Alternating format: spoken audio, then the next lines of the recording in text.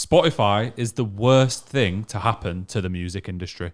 As a whole, it has had a massive net negative. At the start, when Spotify and other streaming services came around, it seemed like such a positive movement. For consumers, it can be quite good in many ways. But I think the lack of ownership, i.e. people never actually own the music, they end up paying more for it over time. The lack of revenue from that music going to the artists, and the numbers been on show, as in, for example, on Apple Music, you can't see how many streams something has. If I click on a band, I'm not seeing that they've got 1,000 monthly listeners and going, oh no, I'm not listening to them, they must be rubbish. That tracking of all the figures has led to a lack of new artists being discovered on the internet, and now the internet is the only place where people discover new artists. Let's move away from the numbers thing first and address what you said at the beginning, which was more that Spotify is the worst thing for the music industry. I feel like Spotify in a way has just kind of become the new radio, in the way that it doesn't pay artists enough, things don't get pushed back enough, and it ends up being that people will discover new artists, so there's a positives there, but then the negative is that the money that comes in is a lot less. So it's a difficult one to balance, because for consumers, it's good. For the artists, it's good because they're getting more ears on the music, but it's also bad because they're then not getting the revenue back to then be able to create more music in the future. And is that this is not cyclical? Because you're right in the radio point. So is it not just a case of we're back to artists using a tool to get discovered, but then they're making the money through tours and merch? And I think that's what we're seeing. A lot of people are making nearly all their money off tours and merch, not getting anything from the streams, not getting anything from the labels. I don't agree with the basic premise. Just to be clear, I don't agree with the premise. I love Spotify because, we'll say all music streaming platforms, because let's face it, they're pretty much all the same as each other, aren't they? For me, it means there's a zero cost entry to discovery. So if I want to try out a new artist, I can pick and choose a couple of tracks from a couple of albums, see if I like it, and if not, I can get into them, maybe catch them at a festival, go to a gig, whatever, without me having to spend money on albums. Because back in the day, if you bought a bad album, that hurt. Because you could buy one album a month, maybe, right? And you get a bum album. And that's it. You're stuck. You got to listen to it. Do you know what I mean? I think a good thing on that point as well is that when you're looking at an artist's top songs, or if you listen to any song, you get the album cover there. So you start to realize, 3 of their 10 top songs are off this album. Maybe I'll go and listen to that album then, because clearly there's some phenomenal work going on there. But then there's kind of 2 points I want to address there. I'll address yours first, Josh. So you said about, for artists, there's a low barrier to entry, which then in effect means you can discover them and they'll earn money from you in different ways.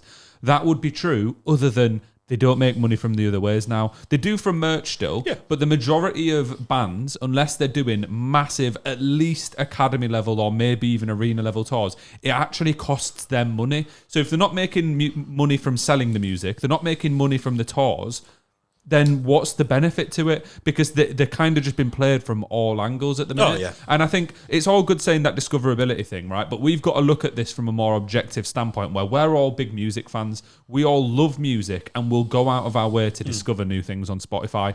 Most people don't do that. Most people will, even if they put a playlist on and a new artist comes on that they like, they don't then go and listen to that artist. I don't know if I agree with you. In fact, I'd say the opposite, which is, yes, most people are not massive music fans, which means they let Spotify make the choices for them. So actually, there are a bunch of artists that they wouldn't have picked that are getting plays, that are getting found. But then we go back to the old radio trope, which is where it becomes payola, where a lot of these artists that are getting pushed on Spotify, their labels have paid for them to be pushed. Oh, yeah. So at that point, is it discovering new artists, or is it, here's the next load of slop, enjoy that? Yeah, we've had messages from big music conglomerates saying, if you make a video on this song and it gets X amount of views, we'll pay you X amount. And that makes it look like it's trended on Spotify. It'll instantly get added to the playlist by the algorithms because it's this new X song by X artist that's trending. So it is all just effectively back to where it was.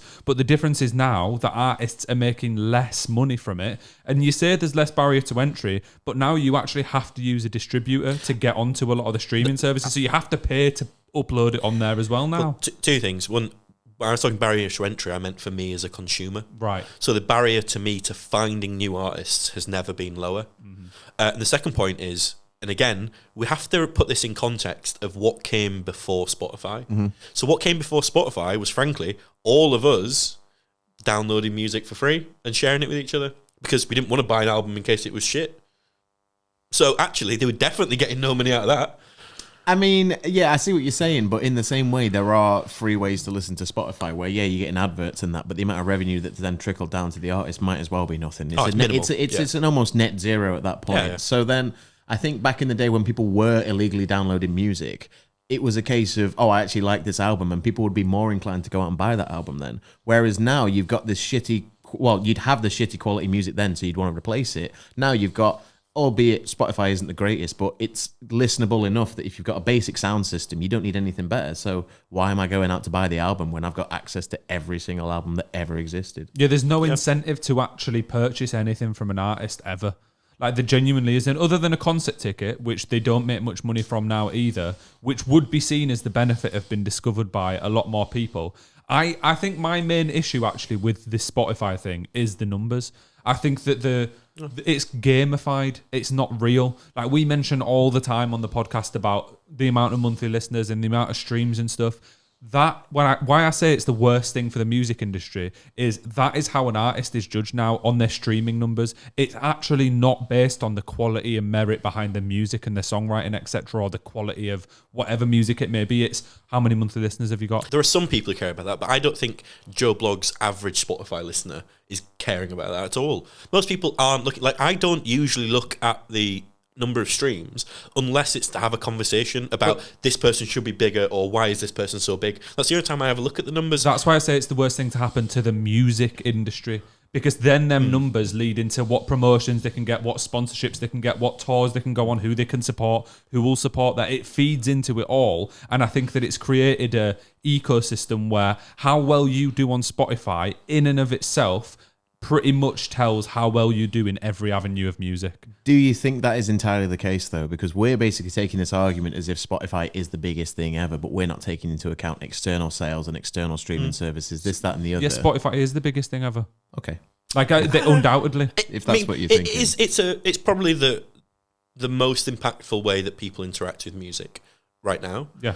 I don't think, obviously it's not the be-all and end-all, and everything needs to be in context. So if you're putting out Pop Slop, right, you're going to get 100 mil monthly listeners, no drama, because it's inoffensive, it's open to everybody, it's radio friendly. And by radio, I broadly mean everything that's just auto generated and whatever.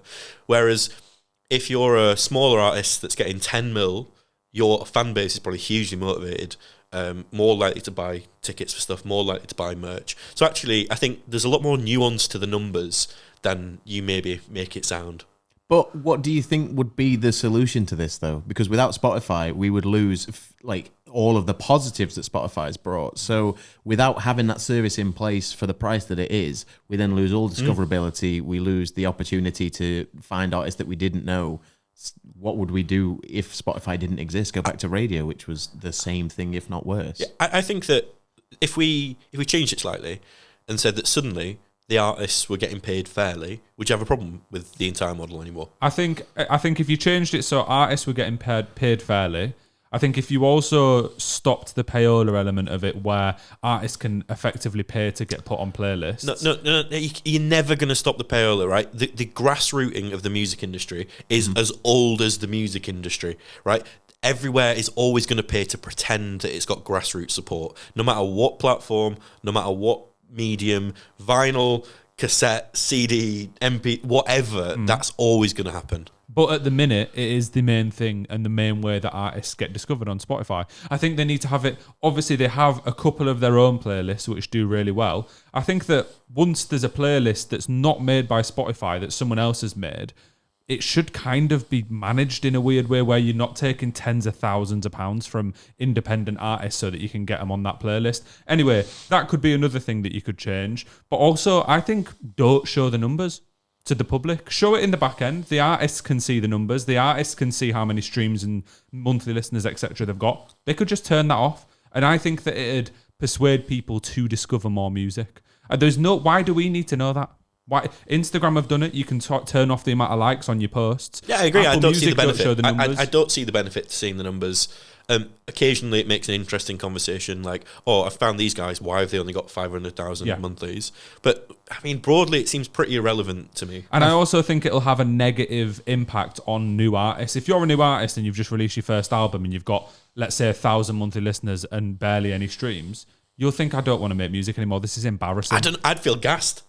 I'd feel gassed if I put out some music and I'm getting 1,000, you see it get to 5,000. Take it from, like, you know, they've spent loads of money trying to promote a tour, doing whatever. You would look at it and go, this is quite embarrassing. My mum's asking me why I aren't getting a real job, and she's looking at my Spotify and I've got 3,000 streams. I think one good thing about the tracking of the numbers, be it shown to consumers or not, is that then we can get the top tracks of an artist, which I think is an invaluable could still tool have to that. have. No, I know, but my point more so is that I think that is another net positive for Spotify, is that when you go and find an artist that's really small, that let's say has 100k monthly listeners, you can immediately go, these are the 10 songs that I should listen to get a real idea of who this band is. These are the most popular. So that in turn, again, is another net positive for Spotify. It aids that discoverability. That has nothing to do with the numbers being shown publicly. No, I know, that's a different point in this. No, I agree with debate that, and that's like there's some positives that artists can make their own essential playlist or whatever as well, where that's the art that they want to show you and want you to discover first. I'm not saying that Spotify doesn't have positive features. I'm saying in its current format, I genuinely think that it's the worst thing that could happen to the music industry. Okay, going back to, you had a number of points at the beginning, one of which is you don't own the music. We've moved to a position where nobody owns any of the media that they consume anymore. Your books are through Audible, yeah? You've got Netflix, Disney Plus. I mean, how many streaming services are there, man? It's just ridiculous, yeah? As soon as the internet goes out, tough shit. There's nothing, that's it, you're done. There's nothing for you to watch, listen to, or anything else at that point. It's done. You know, you Kindle, you get it on download and stuff, but that's about it. That's all. You don't even get a paper ticket to a gig anymore. I actually missed, true one, I miss those. Yeah, me too. But yeah, so I hear what you're saying, but I think that it's a little bit of a boomer take. I think what you're forgetting is that radio was essentially this. This is what Spotify has become. This is just a new age radio. So to have a problem with this would be to have a problem with the music industry as a whole, which is fair to have. Yes. I just think that it's unfair to say that it's the worst thing that's ever happened to music. I totally agree with Tim on So this one. in terms of the way in which music was consumed, do you think that radio or physical media before that was worse for artists in the music industry? I think that if you go back to that era of the music industry, the labels had even more power and the artists were getting even more abused by it. In every case? No, bro, obviously not in every case. But as in, like, for new artists coming through who were trying to sell albums and tour and stuff, if they were talented, I think they will have made more money. Especially, I think once you get to a Taylor Swift or a Drake level, right, then you have your own deal with Spotify and you get all your own whatever percentages and money, etc. But if you're not on their level, you're just getting rinsed from day dot. Oh, yeah. But there used to be all those cases, especially rappers in the 90s, who'd sign on with one of the big labels, get an advance, spend all the advance money, and then they'd have to pay back to the labels and stuff. Do you know what I mean? It was a horrible system. But that still is happening now. But to no, this day you can self-publish now onto Spotify and stuff. You have to pay. No, but my point is, even still, rappers and other industries are still getting these. Like, record labels are still involved. Remember, and they're the ones doing the marketing. But they've got and telling less. The artists They've got how to less behave. power. Thing is, they don't have to be involved. Exactly. You've got a lot of self-published artists. Let's say, for example, Tech9. He is an amazing rapper. He's quite formidable in the rap game. Everybody knows who he is. He is entirely self-published. He's got his own label. He does everything but there's himself. not a lot of them. Not a lot of them. Well, no, but Chance the Rapper. I think the way that you're putting it. Let's not talk about Chance the Rapper. All right, Chance the Rapper up until the yes, third. yeah. Right, yeah, okay. I think a lot of the things that you're saying don't really hold that much weight because there is artists out there that go against it. So you're saying in every case, but no, both sides have differences to that. I don't think it's fair to ban this one tool as the worst thing ever when there are positives to it and there are negatives to it. I think it's just another thing that the music industry has introduced. And I think I can admit that there's positives to it, and I used Spotify for a long time, and I still use now Apple Music, which is pretty much just a reincarnation. I'm saying in its current form, I don't think it benefits the music industry in many ways, and I think it has taken a hell of a lot away from new artists. Okay, so I hear what you're saying, but that's the dominant form of media consumption, right? As in, everything that we do is a subscription based. But that's why I'm saying a few little changes would, if they made 3 or 4 changes to it. If you make 3 or 4 changes, it's it's no longer this capitalistic Well, massive business. I know, right? but I think that the arts at the minute has just been taken advantage of to the point where it needs to change because Well, music is going to die. No, what do you mean at the minute? It's always been this way since the labels began, since the radios began. Right, it used to be if you weren't kissing the feet of the radio back in the day, you weren't getting played and you would never get found by anybody. And the only way that you were going to get found is if some little local radio DJ put that on. But the people that were listening to those radio stations were people that wanted to hear their takes, would be the same people nowadays that would go on Spotify to find smaller playlists and find smaller artists. So in the same way, yeah, you could find new music through the radio of smaller artists, but you'd have to go looking for it. They wouldn't just serve it up to you like Spotify does. Would it not be a case as well, though? Like, for example, as I said earlier, us three are big music fans. We would have been spending money back in the day. Let's take us back 30 years to when you're talking about, right? We would have probably gone into a local music shop and just found an artist that we like the look of or heard it in the shop or whatever. Like, yeah, you're saying radio being the main way that people consume, but at the same time, people who were music fans were also going in and testing out albums and buying music in a different way. I hear what you're saying, but as an example, years ago on Spotify, because of an auto-generated playlist, I found Rufus the Soul, right? Maybe 3 or so years ago. Since then, I've seen them twice. I've got tickets to see them another 2 times this year. I've got the vinyl. Right? How much more money have I spent on them? But also, in that regard, you're saying it as if you can't go into shops and listen to music anymore. Of course you can. So then is the question that it's the fault of the consumer to not go and discover this music in the ways that you're upset that people don't? Is the consumer not respecting the artist enough? Exactly. Is the question. Because we're getting it served up so easily. Are we just going, Google Gaga, yes, I'll take it, don't worry about it? Well, no, yeah, and I think that that's part of the problem. I think, obviously, the consumer could go and buy all the music that they want to buy. I don't know what that was, mate. Yeah, I'm just going to ignore that. That's good. You got to leave that in. The consumer could go purchase what they want to purchase. I actually partly agree with a lot of your arguments. Maybe I don't consider what it was like in the radio days and stuff just as much. But I also think from a lot of the conversations that we've had with artists who have been around for a long time, they kind of say the same thing where they're like, it was much better before streaming. Even when there was illegal downloads and stuff, we used to make more money, etc. And I also think it would lead to consumers having a stronger connection to artists that they listen to on a regular basis. I've heard all what you're saying, but I want to raise and reply. No, Ticketmaster. Well, yeah. Well, yeah, that's right. We can't. Different no, debate. no. We can't say that Spotify's the worst thing when Ticketmaster exists, right? Fair. Because if we're talking Based. about they're not making enough money. Is it Kate Nash who's been putting on a tour? She couldn't afford to do it. She's been on OnlyFans selling feet pics to finance the tour. That I'm not making that up. It's somebody like that, or Kate Nash, or somebody from that sort of era, kind of Probably music. Katy Perry at this point. Let's be real. That tour is a travesty. And That it's Katy awful. Perry tour is actually laughable. But yeah, we would all agree in Ticketmaster. That's not even a debate. So there was no point in me bringing it. Everyone would go, yeah, I agree. That's it. No. All I'm saying is, so they should be making their money after they've been discovered. Is my opinion is you should, as a consumer, as a fan, as somebody that enjoys it, you should discover it via an easy platform like a Spotify or whatever, or the radio back in the day. You know, there was that kind of interesting middle ground between radio and Spotify. It was like Last FM and stuff where it was kind of internet radio where you told them what you liked and it gave you interesting stuff. So you should find it via a platform that doesn't rinse you to get on there, because having to buy an album was a big burden for people. People couldn't afford it, and especially now when everybody's got no money, I think that's just a no-go. But after you've discovered, after you've become a fan, that's when you should be able to help them make money. The fact is, I'm paying for tickets to go and see him, yet they're still not getting any money. How's that working? I think the thing that concerns me about streaming as well is even if an artist does get to quite a big level, let's say they get a top 20 album, that doesn't mean much now. It doesn't mean that like people from the outside looking in go, oh, they must be doing really well. They've got a top 20 album. Doesn't mean that at all. They probably spent more on just a day in the studio to record it. So I just think it's painted a weird narrative. Thank you very much for watching. Don't forget to like and subscribe, and we will see you next time.